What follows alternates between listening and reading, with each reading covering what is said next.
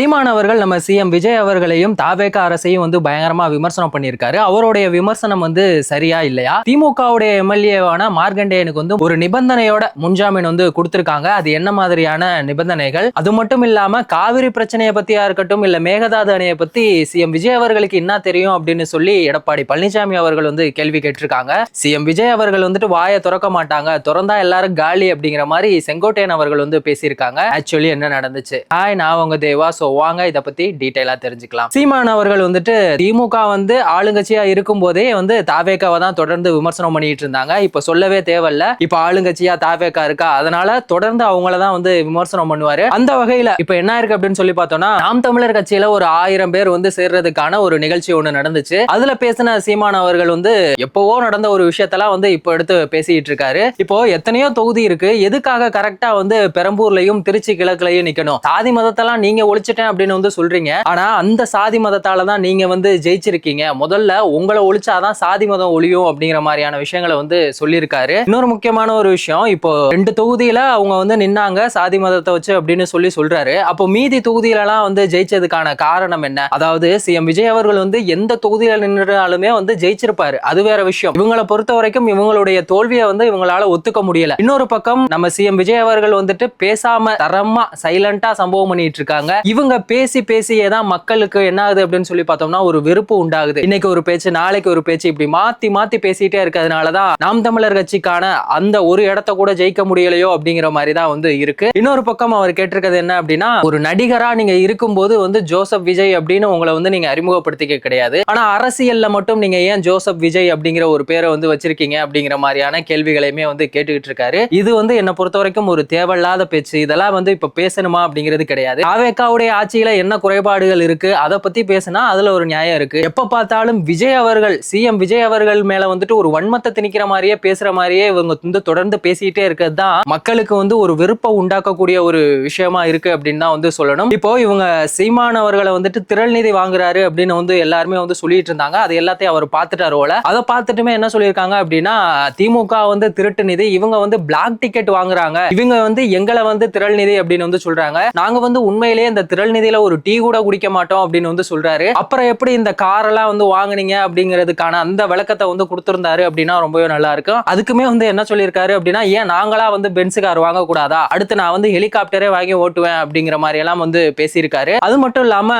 அந்த பிரச்சாரம் அப்போ சீமான் அவர்கள் வந்துட்டு வீடியோ எல்லாம் போட்டு நானும் என்னென்னமோ பண்ணேன், அரசியல் மாற்றம் உண்டாக்கணும், நல்ல ஒரு ஆட்சியை கொடுக்கலாம் அப்படின்னு சொல்லி, ஆனா இந்த ஊடகங்கள் அது எல்லாத்தையுமே வந்து மறைச்சிருச்சு. நாம் தமிழர் கட்சி அப்படிங்கிற ஒரு கட்சியே இல்லாத மாதிரி தான் வந்துட்டு ஊடகங்கள் எல்லாமே வந்து நாம் தமிழர் கட்சியை புறக்கணிக்குது அப்படிங்கிற மாதிரியான விஷயங்களையுமே வந்து சொல்லியிருக்காரு. இதை வேணா நம்ம வந்து ஏத்துக்கக்கூடிய ஒரு விஷயமா இருக்கு. ஏன்னா எந்த ஒரு மீடியாக்கள்லயுமே நாம் தமிழர் கட்சி வந்து என்ன பண்றாங்க அப்படிங்கறத அவங்க வந்து எடுத்து போடுறதே கிடையாது. திமுக என்ன பண்றாங்க அப்படின்னா அவங்களுடைய சேனல்ல அவங்களுடைய பெருமை எல்லாத்தையுமே அவங்க எடுத்து போடுறது. தாவேகா எல்லாமே என்ன பண்ணிட்டு இருக்காங்கன்னா அவங்களுடைய சாதனைகள் எல்லாத்தையுமே என்ன பண்றாங்கன்னா ரீல்ஸா போட்டு அந்த மாதிரி தான் வந்து போயிட்டு இருக்கு. இப்போ இந்த ரீல்ஸ் ஆட்சி நடக்குது அப்படின்னு சொல்லி உதயநிதி அவர்கள் வந்து சொல்லிட்டு இருக்க மாதிரியே இப்ப சீமான் அவர்களும் என்ன சொல்லியிருக்காரு அப்படின்னா, இப்போ ஒரு இடத்துக்கு போறீங்கன்னா அங்க என்ன பிரச்சனை இருக்கு அப்படிங்கறத பார்க்கணும். அதை விட்டுட்டு இன்னைக்கு இங்க போனோமா, போடுறா ஒரு ஷூட்டை போட்டு அப்படியே ஒரு ரீல்ஸை போடுவோம் அப்படிங்கிற மாதிரி தான் வந்து தொடர்ந்து பண்ணிட்டே இருக்காங்க. திமுக என்ன மாதிரி ஒரு விளம்பர ஆட்சி பண்ணாங்களோ அதே தான் வந்து தாவேகாவுமே வந்து பண்ணிட்டு இருக்காங்க. மக்களோட காசுல இருந்து ₹1 கூட எடுக்க மாட்டேன் அப்படின்னு சொல்லி நம்ம சிஎம் விஜய் அவர்கள் சொன்னாங்க. ஆனா இன்னைக்கு விளம்பரத்துக்காக எவ்வளவோ வந்து செலவு பண்ணிட்டு இருக்கீங்களே, இதெல்லாம் ஏன் அப்படிங்கிற ஒரு கேள்வியுமே வந்து கேட்டிருக்காரு. இன்னொரு முக்கியமான ஒரு விஷயம், இளைஞர்களுக்கு வந்து வேலை இல்லாத இளைஞர்களுக்கு எல்லாம் ₹4000 கொடுக்கணும் அப்படின்னு வந்து சொல்லியிருந்தார்ல, அது வந்து என்ன பொறுத்த வரைக்கும் தேவையில்லாத ஒரு விஷயம் தான். ஏன்னா அவங்களுக்கும் இந்த வேலை வாய்ப்பை உருவாக்குறதுக்கான பல திட்டங்களை வந்து கொண்டு வந்தாங்க அப்படின்னா ரொம்பவே நல்லா இருக்கும். சீமான் அவர்கள் அதுக்காக என்ன சொல்றாங்க அப்படின்னா, நான் வந்து அரசு வேலை கொடுப்பேன் எப்படின்லாம் கேட்காத, ஆனா நான் வந்து கொடுப்பேன் அப்படிங்கிற மாதிரி வந்து சொல்லியிருக்காரு. ஏதாவது ஒரு விஷயத்த சீனாக்காரன் பேசினானா ரசிக்கிறான், சீமான் சொன்னா சிரிக்கிறான் அப்படிங்கிற மாதிரி அவரை வந்துட்டு இந்த ரைமிங்ல எல்லாம் நல்லாவே பேசுவாப்ல. இந்த பேச்சுல எல்லாம் வந்து அவரை அடிச்சுக்கவே முடியாது. ஏன்னா அவர் பேச்சை கேட்கறதுக்குன்னே ஒரு கூட்டங்கள் இருக்கு. அதனாலதான் வந்துட்டு அவர் தொடர்ந்து பேசிக்கிட்டே இருக்காரு. ஆனா அவருடைய பேச்சுக்கள் எல்லாமே வந்துட்டு மாத்தி இருக்கு. இன்னும் சில நேரங்கள்ல பாத்தீங்கன்னா ரொம்பவே கீழ்த்தரமா இருக்கு அப்படிங்கிற மாதிரியான ஒரு விமர்சனங்களுமே இருக்கு. அடிக்கடி நான் வந்து பிரபாகரனுடைய மகன் அப்படின்னு சொல்லி திரள் நிதிகளை வந்துட்டு வாங்கிட்டு இருக்காரு. ஆனா அதே இலங்கையிலே பாத்தீங்கன்னா அவர் வந்து திரள் நிதியை வாங்கி ஏமாத்தினாரு அப்படிங்கிற மாதிரியான விஷயங்கள் வந்து போயிட்டு இருக்கு. இதெல்லாம் எந்த அளவுக்கு வந்து சாத்தியம் அப்படிங்கிறது தெரியல. இன்னொரு பக்கம் என்ன இருக்கு அப்படின்னு சொல்லி பார்த்தோம்னா, இந்த இடைத்தேர்தல் வந்து எப்படா வெறும் அப்படின்னு சொல்லிட்டு நான் வெறி கொண்டு காத்திருக்கேன் அப்படின்னு வந்து சொல்றாரு.